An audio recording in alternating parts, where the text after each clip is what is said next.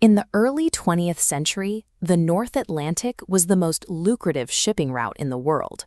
Competing steamship lines were locked in a fierce, high-stakes arms race to control the crossing between Europe and America. The British firm Cunard held a commanding lead. In 1907, they launched ships like the Mauretania and the Lusitania, setting speed records that went unmatched for decades while offering levels of sophisticated luxury that defined the era. Unable to match Cunard's raw speed, the rival White Star Line chose a different strategy: sheer, overwhelming size.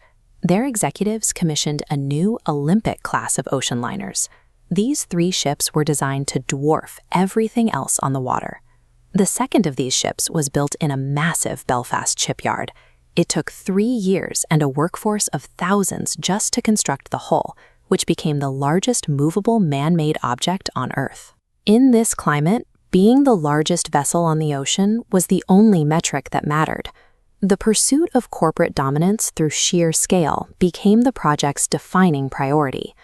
While the dining rooms and Turkish baths generated headlines, the shipping industry focused on a specific structural design. Shipbuilder magazine lauded a system of internal watertight bulkheads, leading them to label the vessels practically unsinkable. This diagram shows the side profile cross-section of the ship's lower hull. Engineers divided this section into 15 distinct heavy steel compartments. If breached, a bridge switch instantly closed electric doors, sealing water inside. The math seemed foolproof. Calculations showed even if 4 front compartments flooded, the vessel maintained enough buoyancy to stay afloat. On April 10, 1912, over 2,000 people boarded the ship in Southampton. The passenger manifest included wealthy Gilded Age industrialists, academics, and hundreds of working-class immigrants seeking a new life in America. They all stepped aboard with absolute faith in the vessel's engineering. That supreme confidence masked a critical vulnerability. The public and the operators believed they were sailing on a modern marvel, completely unaware that a single oversight in the blueprints meant the ship was structurally doomed before it ever left port. On April 14th, lookouts spotted an iceberg dead ahead. The crew reversed the engines and turned sharply, managing to avoid a direct head-on collision. Instead, the massive ice grazed the starboard side, violently slashing long gashes in the steel plates below the waterline. This cross-section reveals a critical vulnerability. The separating walls stopped just above the waterline, leaving the tops open.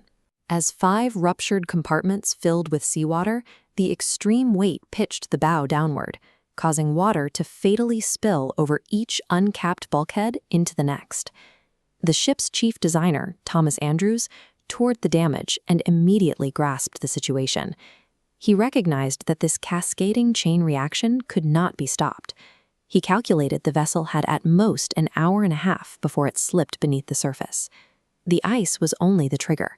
A catastrophic design flaw turned a manageable breach into an unstoppable chain reaction.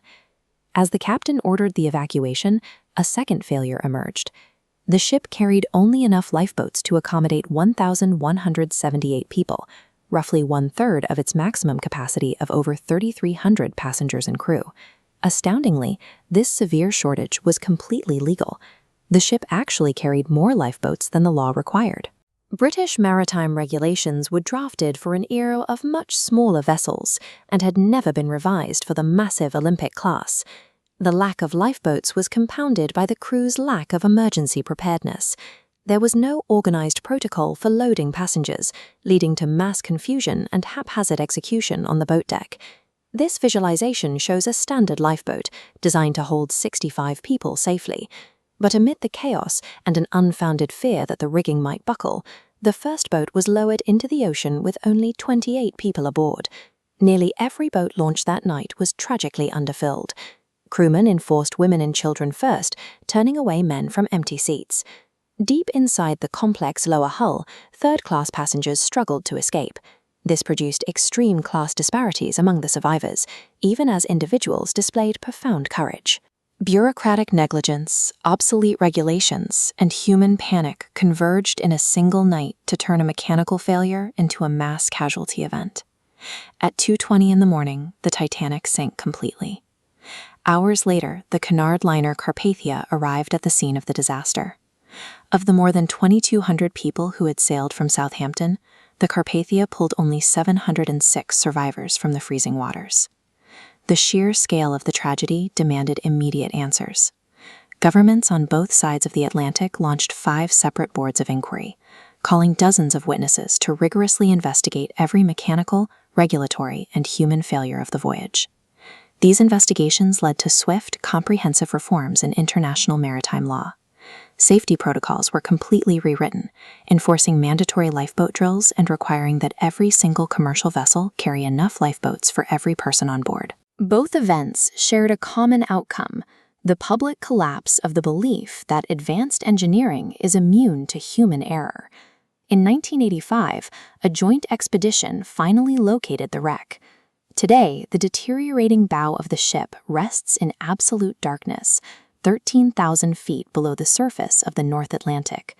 Over a century later, the story endures as a profound cautionary tale. It stands as a haunting reminder that no matter our technological achievements, human overconfidence remains our greatest vulnerability when pitted against the laws of nature.